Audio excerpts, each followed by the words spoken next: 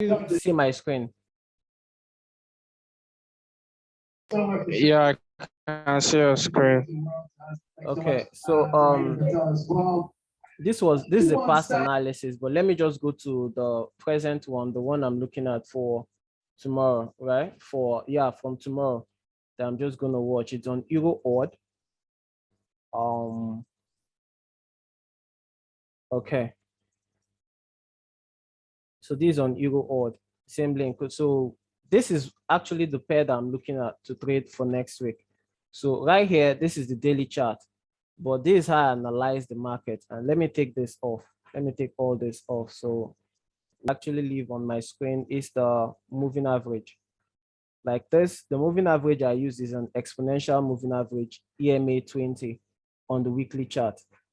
Now, what I do on the weekly chart is on the weekly chart now. So on the weekly chart, this is EMA 20. That's the exponential moving average 20, right? What it just tells me is the trend, the midterm trend of the market. And then on the daily time frame, as you can see, is just one moving average, just one moving average. Now, on the daily time frame, the configuration for the exponential moving average on the daily time frame is EMA 100. The reason why I do that is this. We know that the forex market actually opens for 5 days in a week, right? 5 days, Mondays to Friday. So if I want to get the average price, right? Average price of the market and all that, I want to use the same moving average that can reflect that same area, or at least approximately that area of price in the market across all time frames.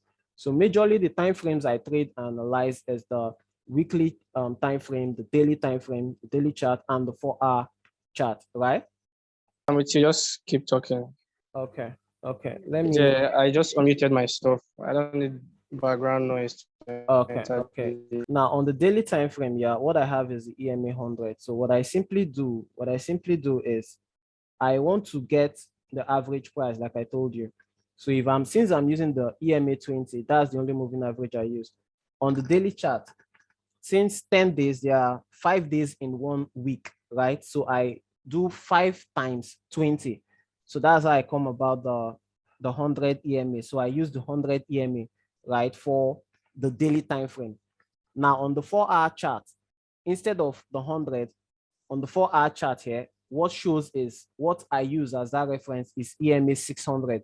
Now that's because in one day, there are 24 hours, and 24 hours divided by 4-hour candlestick, 4-hour price interval will approximately give 4 hours, 4 hours in a day, like 4 hours for the full day that we have. So we should have like six 4-hour candlestick, right? 4-hour candlestick, 6 of them. So I just multiply that I get you. multiply 6 by the 100 to get that average price of the EMA 600. So those are the 3 time frames I use in my analysis: the weekly chart, the daily time frame, and then the 4-hour chart. So that's just how it is on my weekly, on my chart. So this is the only moving average I use. Now, the major part now is the supply and demand that I trade. I trade supply and demand, as you know. So the supply and demand aspect is where I try to look at market structure. I also try to look at the trend of the market, and then I look for areas of interest in the market, right? So for the euro, or this is what I noticed from the monthly chart. First off, from the monthly chart, this is what I noticed. Now, I have here already to be the zone, right? From where this price started making a rally to the upside on the monthly time frame. So that's why I marked this zone, right? The market, as you can see, the market went off this area almost instantly, right? The bullish candles, and actually this, price had dropped here. So somewhere around here is another demand zone that we actually see. That's why we have this reaction here. And the price rejected this area to the upside. But looking at it at this point here, at this price where the price is right now, the price is trying to reject this area. And we can say very much that on the monthly chart, after the price broke this range, where the market was pretty much ranging around here. There was a breakout candle here. And one can assume that the market is actually coming to retest this level here, right? And perhaps after here, the price may likely fall back to react to this particular zone, right? So that's what I found on the, that's what I can see on the monthly chart. Then the weekly chart. Now from the weekly chart, from this area, the price has been a downtrend, and possibly at this area, the price ranged around here. I took some trades here. I took a short trade, I think. I took a short trade somewhere around here. And I also bought this level on day trading scalping perspective. But then on the weekly chart, it's obvious that the price is also trending downwards. There was this very huge candle, to the downside, and the price pretty much made this move back to this level. Now, the level I'm talking about is here.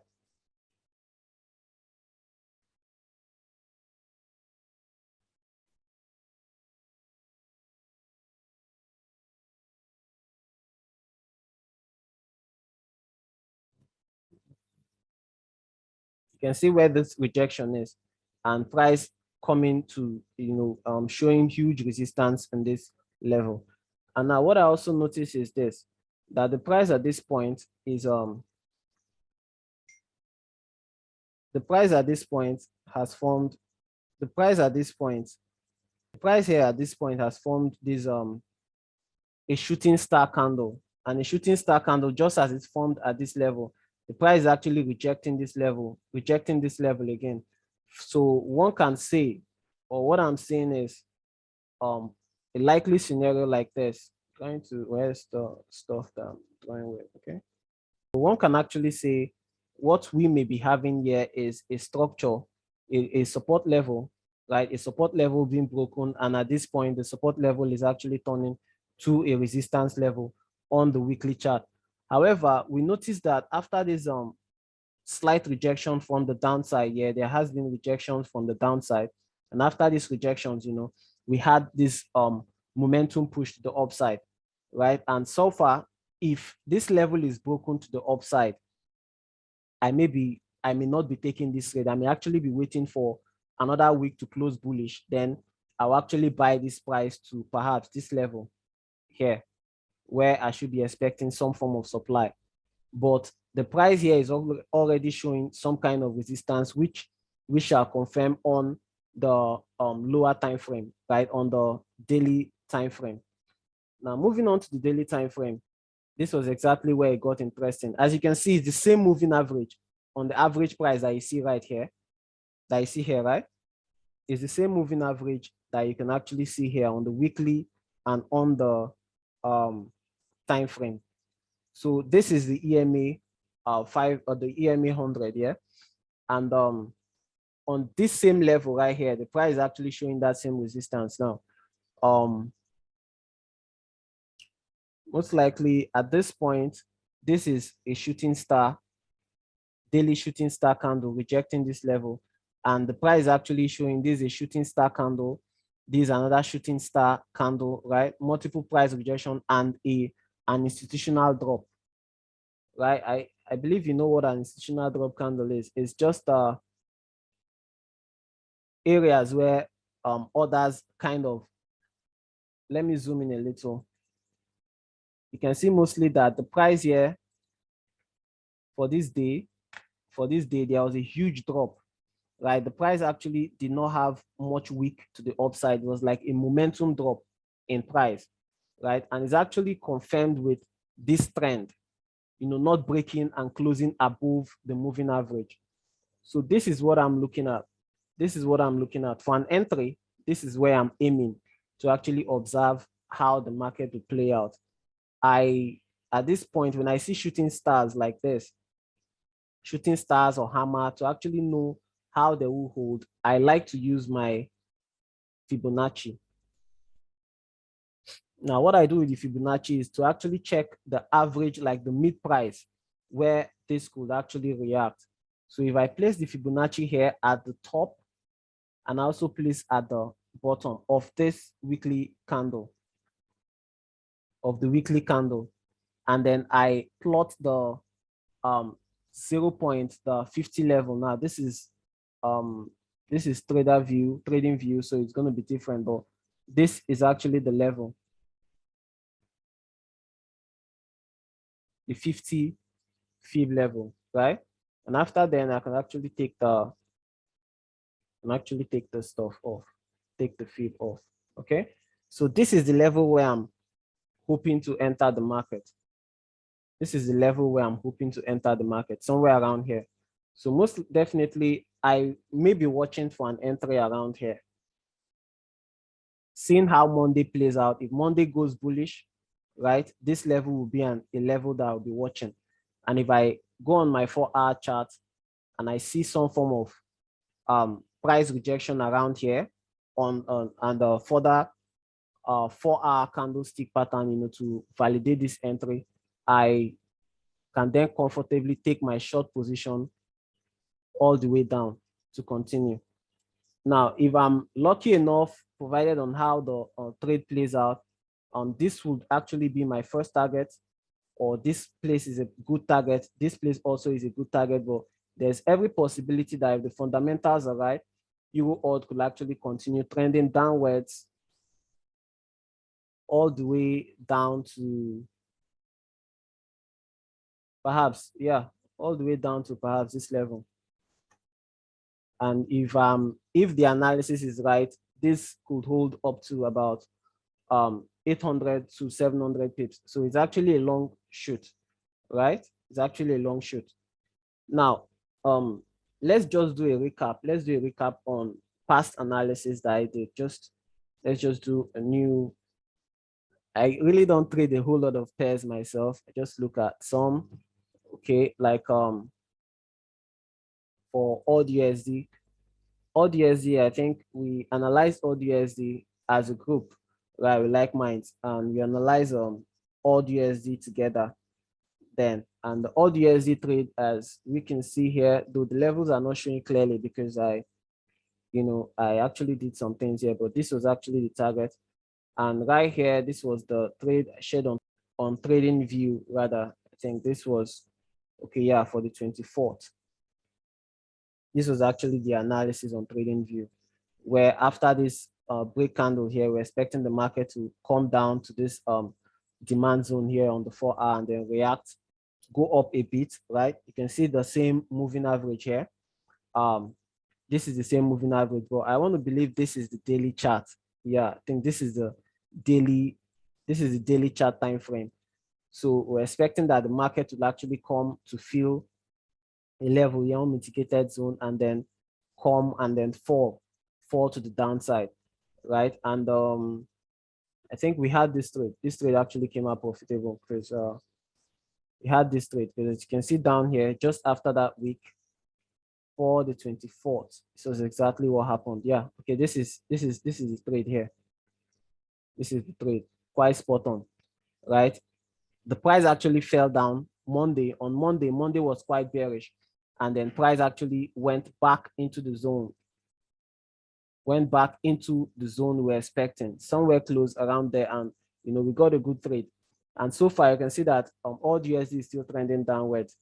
I took AUD USD trade somewhere around Thursday, took AUD USD trade here, somewhere around here, and I got off the market after this candle here, somewhere around here. Took this trade somewhere around here, 2 positions. So it gave me about 152 pips though.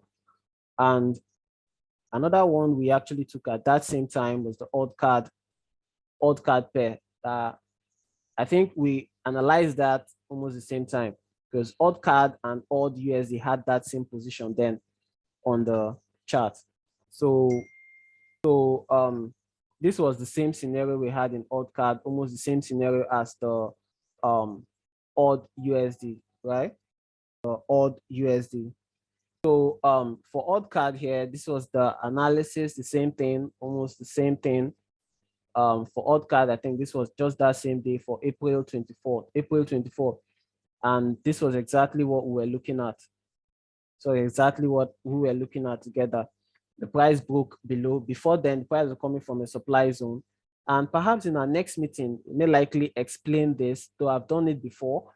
but it's, I think, smart money concept on how this formations formed, and one can actually get an insight that price could actually be changing trend, change of when an uptrend is about to end. First of all, there's, you know, a massive move to the upside, and then met by structures that have been broken. Like I can see that this structure here, this is a structure, this is a huge time frame, and actually, and after this pullback, you can see that this structure was taken out. This structure was also taken out. So wherever the structures are taken out, whenever they are taken out, in the future, they have a tendency of becoming very good entry points or reference areas to watch. And finally, we found that this was a kind of huge structure, and then price started changing sentiment to the downside, changing sentiment to the downside. And right here, we can see that the price broke through the moving average too and closed below it. And further, we looked for an entry to go short somewhere around here. And this was the analysis, guys, though it came with a whole lot of explanations and all that down here. That's on trader view. And then this was the trade outcome for odd card. This was how the trade played out. So I think currently the market is still trending downwards. So let me hear from some of you guys, just your input. You can actually turn on your mic and let's converse. Actually showing a rejection around this level here. Around this level. Now, this level, like, remember that this level right here is a very good demand zone that was here. You know, the market sharply came into this place, reacted, and it broke this level with this massive candle. I remember at some point here, I think I took a trade here because one of the conditions were met. Institutional candles here, institutional sell orders, and the price broke and closed below my moving average, signaling a downtrend. And I think I just took this week, this particular week here, I sold the market, you know, down. But I didn't really take this one because the market, I think it went too fast. That should be at some point. It's charted. Process. Yeah. Okay. So that was what happened.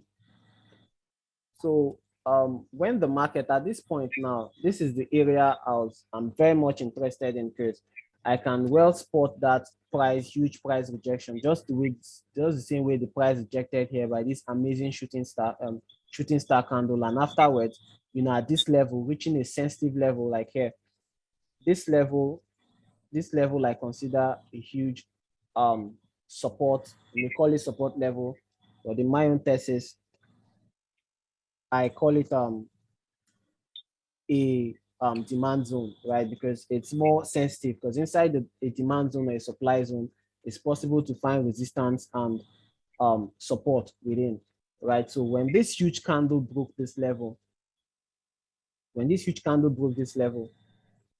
you know, the price came to this point, came here back into the zone to actually complete whatever I want to complete and rejected here. So maybe on a lower time frame, I may also be looking at this place to continue. But for me, I wouldn't really want to go short immediately until I see a retest, right? For price to actually go up a little bit before, you know, I can, you know, do something to this pair. And considering that it's already at a sensitive zone. So I was just watching Euro odd. What I was expecting was for this week to end to close bullish.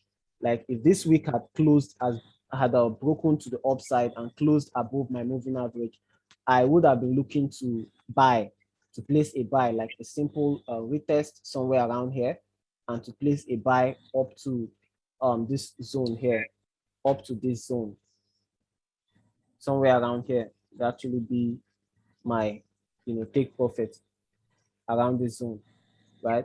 But then the reverse happened because following the market, I then noticed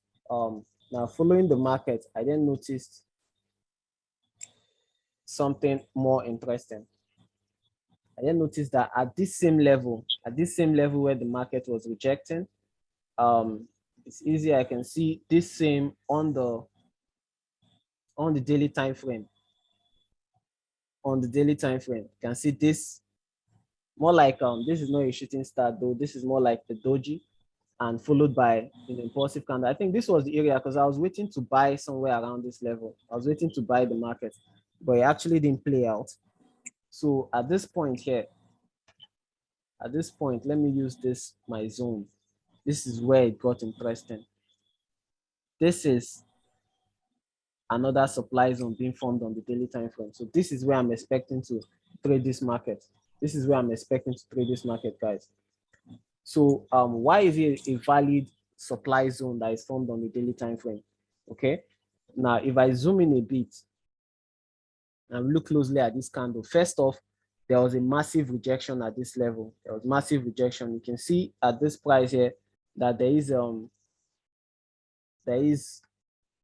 a support level here. This same zone, there is a support level here, and there is a resistance level here. There is a support level here, and there is a resistance level here. That's what I can assume in the market, right? So, but this area here happens to be a supply zone for me because first confirmation, it's still showing price rejection around my moving average here, and the trend of this market still looks bearish to me. Trend of this market still looks bearish to me. That's another one. Then for the demand and supply here, looking closely at this market, I can see that after this candle, after this price rejection, unlike this or this, there was a full day of bearish momentum. And that full day showed just a little weak, but it showed that institutions definitely, there is a huge sell order to actually push this price down. So what I'm looking for is very simple now. I shared something quite unique, I think at the beginning of this video. When I see a shooting star candle formation at a very important level and I want to enter, most likely I use my Fibonacci tool. Most times I use my Fibonacci, and this is what I simply do with the Fib. I take the tip, right? Just the high of the price of that Fibonacci and the low. And I look for a 50 Fib level. Now, this doesn't work all the time, but when I see shooting star candles or hammer at very sensitive levels, this is what I look at. And then I look for the 50 Fib. So the 50 Fib, as you see on trading view, it's kind of 0.51, but it should be somewhere around here. So after I get that, I can then take it off. Okay. So this is the level, approximately that same level here, the resistance level that we actually spotted. So what I want to look at is a scenario where I'll see this market. I don't know what the market will do, but something tells me that the market will actually be bullish on Monday. And if the market is bullish on Monday, this is the level I'm watching. This is the level I'm watching. Once price gets to this level, on my 4-hour chart, I start looking for possible rejections and perhaps a new zone formed. And from there, on that zone, I look to go short. Now, how short? Well, the market will tell. But for me, from a swing perspective, I'll be observing the next week, like the full week, right? I'll be observing the full week. Okay, guys. Sorry, I have. Oh, this is the guy we're waiting for. Yeah, bro. Hello. How do you do? How do you do, guy? Big Banks, BBQ, Brand FX. Welcome. Hey guys. Okay, so what will happen is, guys, for everyone, we're really short of time now, but once this meeting ends, I'm going to start the meeting all over again so we can start afresh. But guys, before the time elapses, meet Brand FX, BBQ, with Brand FX and all, but a very cool, amazing trader too. And I've really shared the session with him, and he showed me what he does and how he trades. Very impressive. And Brand FX is a trader from South Africa. So very pleased to meet you guys. In the group here, we have DxFx, amazing guy. We also have USD Power, though I'm not familiar with him that much, and myself. Some other person was in the group, Michael, but Michael at the moment, I think Michael had to go out. He had some endeavors. So for everyone here, right? This is exactly what I do, I was looking at the chart. I was looking at the analysis of Euro odd that I will be looking to trade next week. So that was exactly what I was looking at. So we're actually doing a top-down analysis and areas where I was looking to enter the chart. But before I begin, for Brian, what I actually do, I trade demand and supply. I also use just a moving average, one exponential moving average 20 on my weekly chart. And the exponential moving average I use on the weekly chart, on the daily time frame, I just multiply that value. Instead of 20, I use 20 multiplied by 5 to get the exponential moving average approximate area on the daily time frame. Since the forex market is open 5 days of the week, right? So if you go to my daily chart, you find the same moving average at approximately the same level, right? Because I multiply the 20 on the weekly chart by 5 days, and that gives me 100 that I apply on the daily time frame. And then for the 4-hour time frame, I multiply by 6. That's 100 by 6 because for 4 hours we have different 4-hour candlesticks, 6 of them to make an entire day, and the forex market is open 24 hours. So I just multiply that by 6. That's 100 multiplied by 6 to get the average area on the 4-hour chart. So this is how I look at the chart mostly. First off, I pay very keen attention to price action candles, right? Now, price action candles, and I mean candles like this mean a lot to me. A shooting star candle formation, right? On the weekly chart, it means a lot to me because there will be massive price rejection at this area, and something like the one that is kind of forming here as well. Now, candles like this also mean a lot to me because this I can actually see as a hammer. Now, from the basic, I try to go candles like this mean a lot to me. Depending on the levels I find these candlesticks, right? And then one more thing I try to note is that these are wide areas, very much. These are huge time frames. We're looking at the weekly here. We're looking at the weekly time frame, guys. Okay, so let me just run through this analysis. Perhaps you may get more insight on how I trade. Right? Let me take this level off. I'm going to take this level off. I'm also going to take this level off as well. And I'm also going to take this level off so we have an almost clean chart. Okay. So for the Euro odd right here, I was observing the weekly time frame. I was observing the weekly time frame. Connection coming. Okay. So I was observing the weekly time frame. And right here, I took a trade sometime around February. Yeah, I took a trade here. Why? Because I just look forward to the price breaking and closing below the moving average. If it's closing in the trend, then I have a perfect sell. As you can see, it's sold here. And then somewhere around here too, that was last year, I do have the analysis on my YouTube channel. Somewhere around here, I took a buy, right, as price broke above the moving average. And at that point, there was this huge, massive institutional sales, right? At this point, there was a very huge supply zone right here, because though I'll go through this in the next section, because for price to actually become a supply zone, there are some conditions that are met, right? Break of structures and price actually changing sentimental directions, either the downtrend or an uptrend. But most likely, what we can see here is that the Euro odd ranged within this zone, within this area that we have here, because we saw price actually coming down here. I was able to map out a demand zone somewhere around here. There was a demand zone somewhere around here that was actually broken. Now, why? Because right here we saw this very huge candle, bearish candle. Let me use the annotation. Very huge. We saw this very huge bearish candle followed by a bullish candle, right? A bullish candle with very little or no wick to the downside, on the downside. And then we saw massive push to the upside, a rally, full 2 weeks bullish up here. So the expectation was that when price comes back to this zone, this zone will be very much unmitigated. When price comes back to this zone, it will react to the upside, which is exactly what happened here. And then at this point where the market is falling downwards from this supply zone that we have here, it's more like the basic approach in supply and demand trading, where you have a rally, a base, and a drop. Right here, we had this drop. We had this rally to the upside, right? We had this rally just after this base that was formed here. We had the rally, and the price came back to the zone.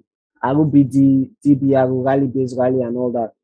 And then when the price actually came down, I entered this trade somewhere around here. I entered this trade after the price broke and closed below my moving average.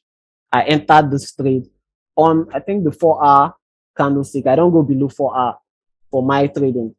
And then the price actually broke after I my take profit. The price broke this area because I was expecting perhaps the price may react somewhere around here a little bit before moving in any direction. But the price swiftly broke and closed below that level. And that was, I think, at the brink of this Russian war. So euro was kind of in a crisis. So right here, what I see now, the market has come to show me this same level. It has come back to this zone, but this time I see that the price is actually showing price rejections around this area right here. And it has also given me this little confirmation around here, price rejecting my moving average. Now, most likely, if this price had closed bullish above my moving average, I would have been looking to buy this market at least to this zone.